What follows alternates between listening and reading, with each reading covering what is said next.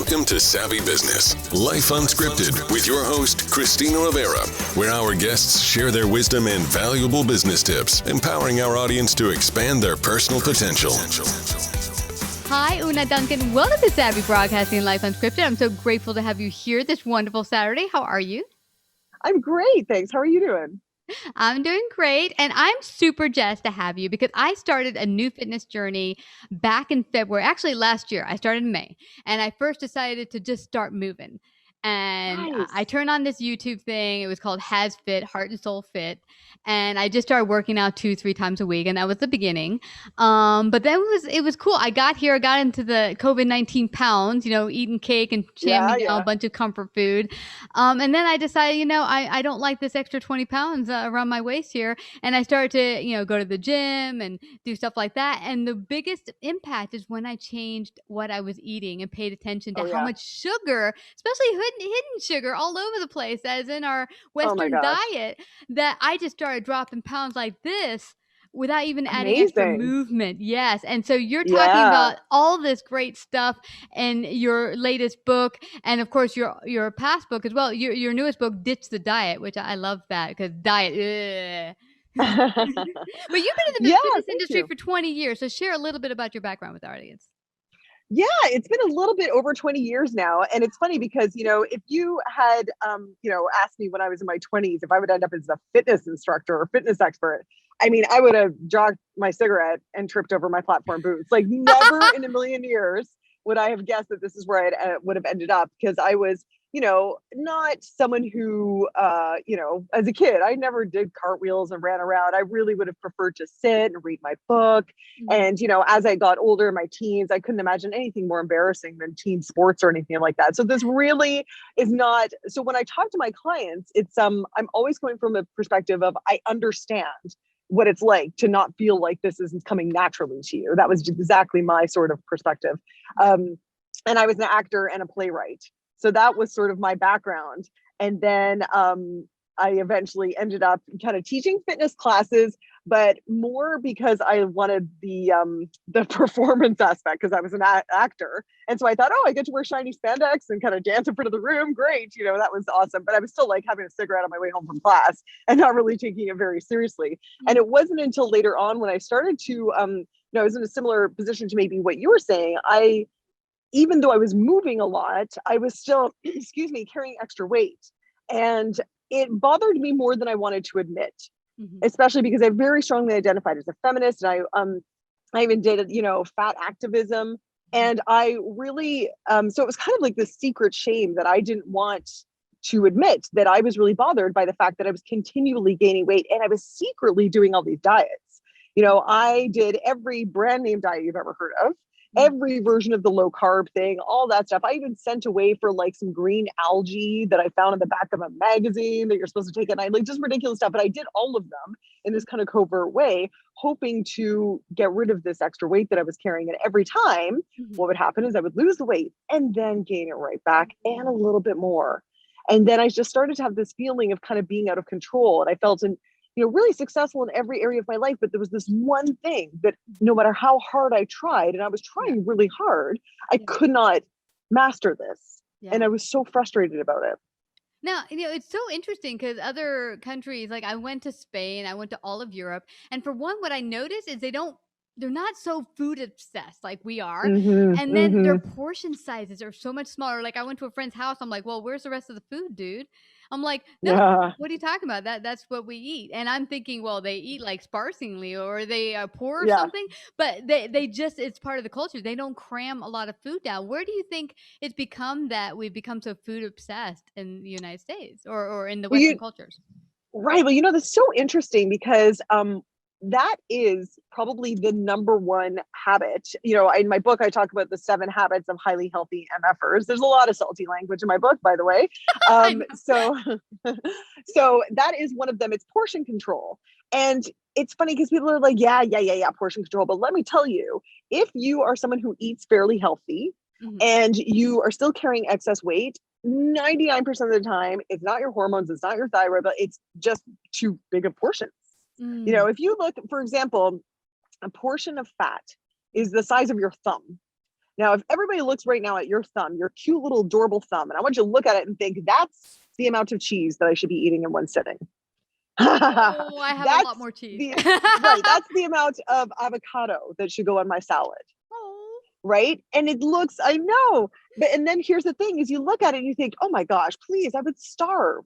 But you won't starve. This is like one of the biggest kind of realizations when you're feeding yourself really good, quality, healthy food, high fiber, like all this stuff that people have always known about forever. Yeah. One of the things that, when I say it's really about habits, people are like, yeah, habits. No, I get it. But what's the real secret? Because they want that big like clickbait, the one secret doctors don't want you to know. The one secret is you've already known, what to do. You should be eating vegetables. You should be having water instead of wild berry coolers, all that stuff.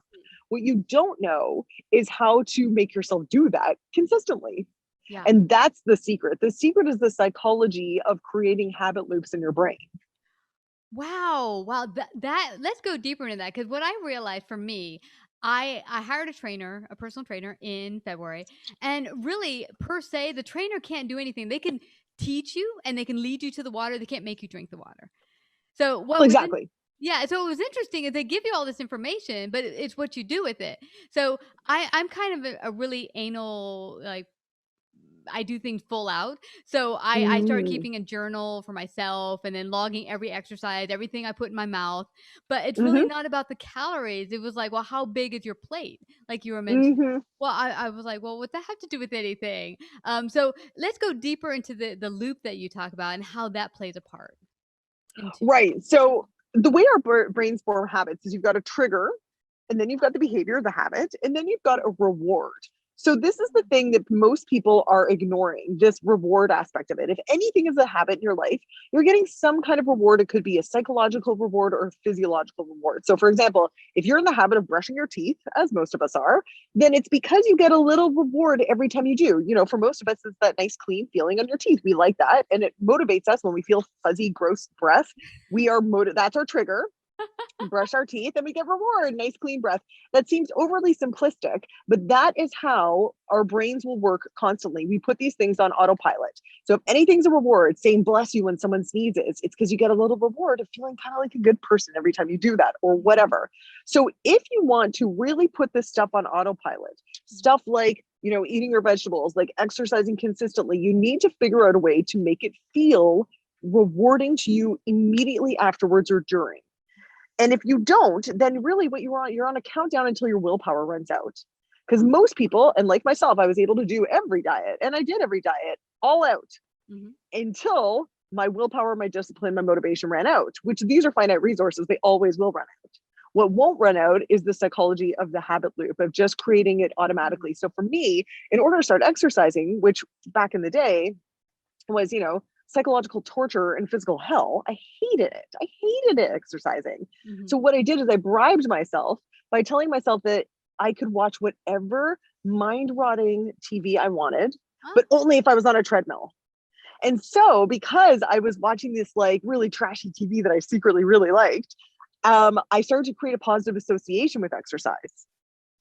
And that is how, and eventually all these habits like meditation and exercise will be inherently rewarding. Now I love the burn. I get the runner's high that people used to talk about. And I was like, what the hell are you talking about? Now I actually get that because hurts. Yeah, it just hurts. It's just horrible. I just want to cry. There's no high here. But now I actually get that. So eventually these things do become inherently rewarding. But until then, you've got to bribe yourself. And this is the number one thing that people are not getting because they're not doing the real work of figuring out what makes them feel rewarded. Because a lot of times when you say, what makes you feel rewarded? They're like, wine, cupcakes. Like, that's how I reward myself. And then, but you got to do the real work. And this is like the internal stuff that no one's taking the time to do to figure out what's actually going to make you feel rewarded and how to pair that with the new habit that you want to ingrain in your life. It's like you have to replace the so-called not as good habit with something else, or else it's just going to be a void and you're going to fill it with the bad stuff. That's right. Yeah, because every living organism is hardwired to seek pleasure and avoid pain.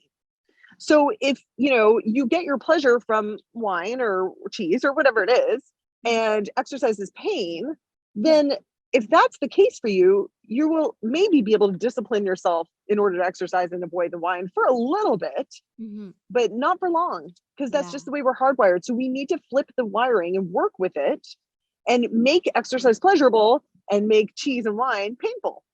Wow. This is fascinating to me because I recall a guest many years ago who was I think a bodybuilder, and she had said, all the foods have their different attraction. Like, when she liked crunchy foods because I had this kind of anger in me, I noticed, she said, and the crunch is like, so, like, when you start to realize what attraction do you have to the foods themselves in a deep psychological manner, you realize, yeah, and I thought that was fascinating because for me, I like things that are smooth and frothy and they make you feel comfortable. And it's like, and then she's like, well, where can you get that with the healthy foods, or find healthy foods to substitute that same feeling you get from the— There you go. Yeah. There you go. So if you have a habit that you want to interrupt right now, then what you would do, the first thing you do is figure out what is the reward I'm getting from that. So for example, let's say you've got the 3 p.m. cookie habit. Let's say at 3 p.m. you always get this craving for a cookie. Yeah. So then you want to say, okay, great. So no judgment. That's the first step. No judgment at all. But just get really curious. What is that cookie doing for me? Is it giving me a break from my work? Do I just really need a break from the screen? Is it giving me a physical boost? Like, is it straight up a sugar rush that I need at that time of the day? Or social? Or is it social? Is it something I do with a friend to connect, So whenever you figure out what that cookie is actually doing for you, then you can start experimenting with another thing that will give you that. So if it's a physical hit, maybe you can get the same hit by doing 20 jumping jacks.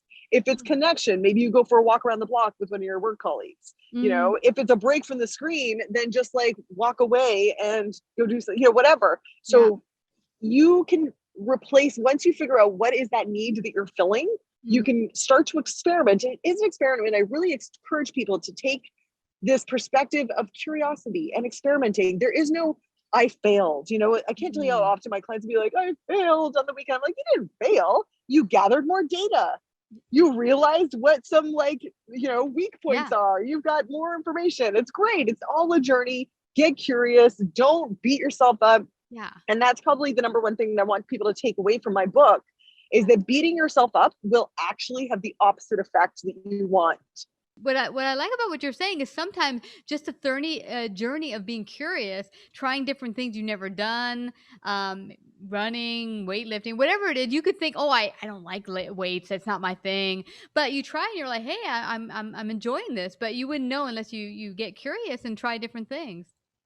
Totally. And I'd like to give people the example of how much love and patience would you have with a little kid who's just figuring stuff out. And the other thing with kids is we love kids exactly as they are in their little unformed state. And we still have a lot of excitement for who they're going to become. Yeah. And I think that's the way we've got to see ourselves. Even, if you look down at your body right now, if you're not in the perfect shape that you want to be, you still have to love yourself exactly as you are and get excited about where you're going. That is the vibe that's going to take you, and that is the mindset that's going to bring you the body that's going to make you so excited and so happy about yourself. Yeah. And what's really also amazing? When you see kids, they're just so joyful to do everything. They're not like, oh, I'm going to do fitness now, I'm working out. Yeah. They just kind of just have fun. And I think the fun aspect is what we take out of the fitness exercise thing. We think I have to go to the gym again. Yeah, instead of thinking, why not make it fun? Why not we go all the people from the office together and we make a big fun of it instead of being, oh, this is a drudgery. And I think the idea of our mindset making it drudgery was part of the reason that makes it so hard. Totally. Absolutely. Yeah. Yeah. No one wants drudgery. And, we can't, drudgery won't even work. I mean, that's the thing is we think, oh, if I'm going to be a boot camp sergeant with myself and I'm going to make myself do it, but it just doesn't work because you're just on a, time clock until that runs out. Yeah. And beating then yourself you're going to up, fall off the wagon. Yeah, totally. Now, a lot of people say, I want that body. I want to be like that person. But how do you decide what fits you, your person? Because I find, I might look at someone who's an absolute stick figure. That might not be my body type. It might not be me. Well, that's right. Mm-hmm. That's right. So if you look down at your body right now, the fact is that the condition that you're in right now is the result of two things: your genetics and your habits. That's it. And there is nothing you can do about your genetics. And there is so much you can do about your habits. And that's what my book's about. So let's say you come from a family, a long line of women with a pear shape, big bum, big thighs, whatever, right? Fairly small shoulders. Oh, is that you? Okay, great. So then for you probably won't ever be able to diet and exercise your way into having, hourglass body if you've got a pear-shaped body, for example. However, you can still be the fittest, most badass, ripped version of your pear-shaped genetics. Yeah, but I see what you're saying, that there's a lot of flexibility, and wherever you're besting, it's like if I am pear-shaped, I can have the biggest, tightest butt. It doesn't have to be eliminating my butt. Yeah. No, that's great. Because ultimately people say, oh, I'm going on this diet, but you don't want a diet. What you want is a lifestyle change that lasts forever, where you can be your fittest, healthiest, because at the end of the day, we want to stay away from illness, live on this planet with the best possible quality life. And to do that is to have good fitness, good eats, and to be our healthiest. Right. And let me just tell you, the difference between going on a diet and having a healthy lifestyle that lasts is your identity, is how you think of yourself. So the change that I want to make in people is to change them from thinking of I'm a person who's trying to get healthy versus I am a healthy person, period. That's who I am. I don't have to try. It's just who I am. It's what I do. In every situation, I will probably do the healthy thing because that's just who I am. Yeah, that is so important, that when you take on that identity. It's interesting. I got this Whoop watch about. Oh, nice. And because I've been logging every single workout, and both in my book and on here, it's now listed me as an athlete. When I first saw that, I was taken back, and I'm like, I'm not an athlete. Who are they talking about? But I love that. But it's it's walking into that. It's like, are you the athlete? Are you the runner? It's putting that on and then taking it as yours and that's right. Ownership of it. And really owning that, because if you start to think of yourself as a runner, that is very different than thinking of yourself as somebody who runs. Because if you're a runner, you're going to run when it's rainy out. You're going to run when you're on vacation. You're going to run when it's inconvenient because that's who you are. Yeah. It's your identity. This is awesome. We could go on forever, but I want everyone to find out more about you. Get your new book, Ditch the Diet, and maybe take your 28-day challenge if they can. Where can they do that? Great. Go to fitfeelsgood.com. And you'll find links to the book with awesome bonuses too. And also you'll find all the information about my 28-day transformation program and, my Instagram and all that stuff. I'd love to have you in my world. Yay. Well, thank you so much. I'm really grateful, Oonagh Duncan, that you came today to share your great wisdom with our savvy audience. Thank you so much. Oh, thank you so much for having me. Like, subscribe, and share this episode.